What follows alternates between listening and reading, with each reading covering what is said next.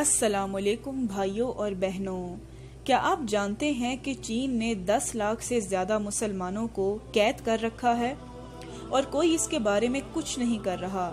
ایدن انور نامی ایک اوئیگر American activist کا کہنا ہے کہ ان مسلمانوں کو اسلام چھوڑ دینے اور منکر خدا بن جانے پر مجبور کیا جا رہا ہے۔ اگر کوئی قیدی نافرمانی کرے تو اسے تشدد کا شکار بنایا جا رہا ہے۔ قیدیوں کے ناخن اور دانت نکالے جا رہے ہیں اور یہ لوگ تفتیش کے لیے سانپوں کا استعمال کر رہے ہیں۔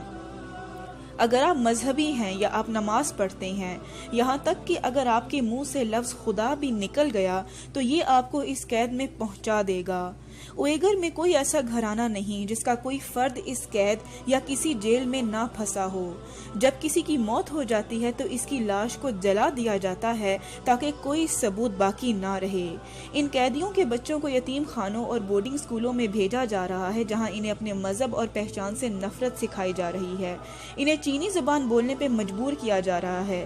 والدین اس بات سے لا علم ہیں کہ ان کے بچے کہاں ہیں۔ اسلام پہ عمل کرنا بین کر دیا گیا ہے۔ آپ کو اپنا اسلامی نام کسی نسلی ہان نام سے بدلنا ہوگا۔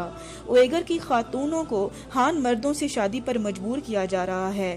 شون زینگ نامی ایک لاء کے طالب علم نے ان خبروں کی تصدیق کی ہے۔ کوئی اس متعلق کچھ نہیں بول رہا کیونکہ چائنا کا اپنے میڈیا پہ زبردست کنٹرول ہے۔ میں نے یہ خبر فیس بک پہ دیکھی۔ کیا آپ جانتے ہیں کہ زیادہ تر غیر مسلموں کا کیا رد عمل ہے؟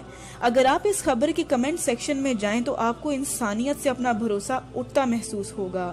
یہ لکھتے ہیں، چائنا ایک اچھی مثال قائم کر رہا ہے، کاش ہم یہ یورپ میں بھی کر سکتے۔ چائنا اس کام کو جاری رکھو۔ God bless China. شکریہ چائنا۔ پلیز آپ اس مسئلے پہ اویئرنیس یا معلومات کو پھیلائیں۔ ان معصوموں کے لیے دعا کریں، انہیں ہماری مدد کی ضرورت ہے۔ اپنی آواز اٹھائیں۔ بے شک قیامت کے دن ہم سے ان کے متعلق سوال ہوگا، اور اس ویڈیو کو شیئر کرنا نہ بھولیں۔ جزاک اللہ فار واچنگ۔